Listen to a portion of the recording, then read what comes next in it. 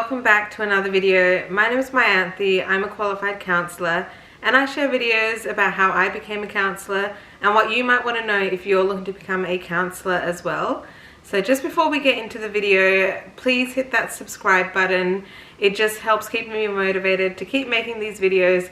I don't really get a lot of views or a lot of likes or a lot of subscribers, so it's just nice to see the numbers go up even though I make this content because I want to. It is just a nice little motivator. So if you like my videos, please hit that subscribe button and let's get into the video. So in this video I wanted to talk about whether it's better to study counselling or psychology.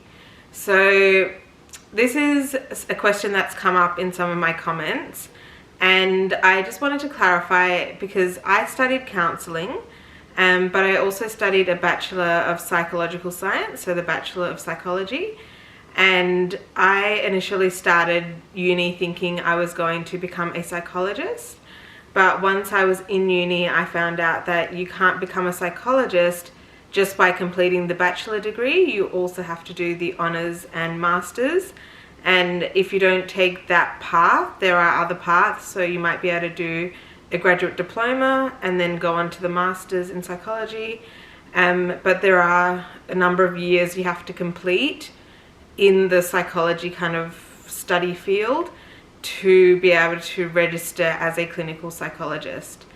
So the reason why I didn't end up going down that path is because, well, firstly I didn't know that that was the process, and so during the bachelor's, in order to get into the honours year, it's very competitive, so you have to keep up a certain like GPA, grade point average, and I didn't have that. I also found out that the honours year was research heavy, so you do a thesis, and research wasn't really my area or my interest area, so I wanted to get more practical experience. And basically what I wanted, which is what I thought a psychologist does, a counsellor also does in a way, so that what you know as the general counselling session, one-on-one with you and a client, that's what I wanted to do kind of as a career. So when I found out about the masters in counselling and psychotherapy, I decided to apply for that. So in terms of what a psychologist does in the end, as in for their career, it really varies and depends on which area the psychologist ends up working in. They can work in a general sort of that stereotypical counselling environment as well, where it's one-on-one, they're working with the client on achieving their goals, but they could also be working in, you know, the justice system, so working in jails and talking to the people who have commit crimes, and that is generally like forensic psychology. And then there's also organizational psychologists who might work with corporate clients, and they're working on, you know, building team culture and things like that, or doing assessments, so if they're ready for the workplace, that kind of thing. You also then get psychologists who might be working predominantly with clients with mental health conditions and assessing them for those conditions. So again, that was something that I wasn't really interested in, but it might be something that you're looking at wanting to get into. So there are lots of different areas of psychology, so I would recommend doing a bit of research. If you want to become a psychologist, think about and do the research about what kind of psychologist you actually want to be and what pathway you need to take to do that.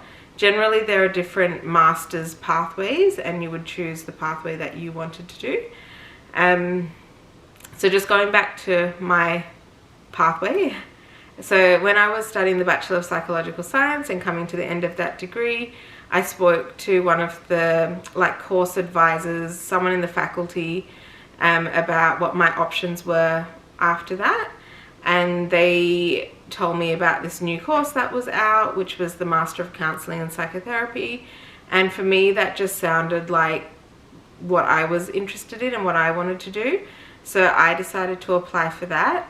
But even though I did the Master of Counselling and Psychotherapy, I would still recommend, if you have the drive and if you have the interest and you're able to keep up a higher GPA, I would still recommend going down the path of becoming a psychologist.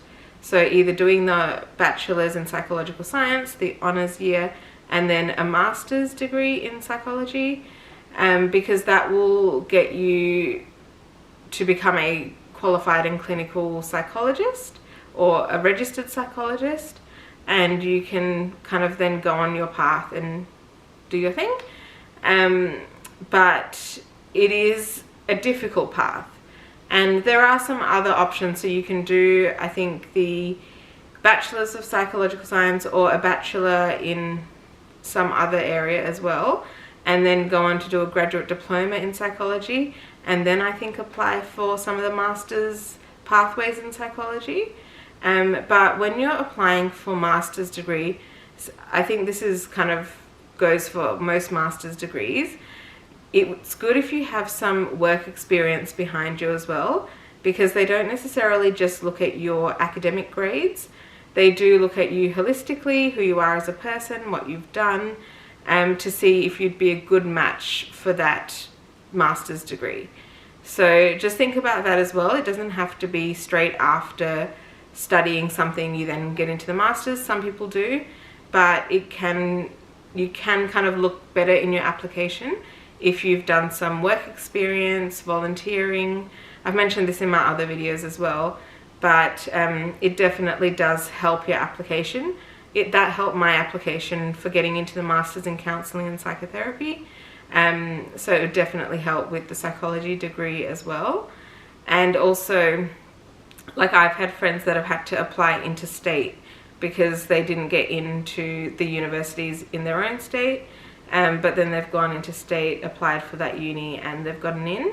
So again, like, being a psychologist at the end of the day will definitely give you more job opportunities, a higher income, and it is quite a, you know, well-known, recognized profession. So you'll have more opportunities being a psychologist. So I would definitely recommend being a psychologist over a counsellor necessarily, but in terms of the study pathway, I would say it's easier to follow the counselling pathway. It's just once you complete your studies and you're a counsellor, you might not have as many opportunities as you would if you completed the psychology pathway and became a psychologist. So I just wanted to kind of leave you with that thought. That's something to kind of keep in mind, but also, I guess, don't be too hard on yourself if you find the psychology pathway too hard. You can always start with counselling, see how you go with that, and then move over and see if you want to study further to become a psychologist. So it really depends on, you know, your timelines, what pathway you want to do, and again, like I've talked about in another video, what kind of lifestyle you want to live as well. Do you want more flexibility? Do you want the 9 to 5? Whatever it is, just have a think about those options as well, and that will help guide you in what direction you want to take. So I hope you found that information helpful. I also wanted to let you know that I offer one-on-one Zoom consults. So if you're having some concerns or questions, or just want to talk through what you're thinking about in terms of your own career pathway, feel free to email me. I do charge for these one-on-one consults, so I can let you know the details once you do get in contact. But yeah, I'd definitely love to meet with you and have a chat. So as I said, email me. My details are in the description box below. And again, thank you for watching, and I hope to see you in my next video.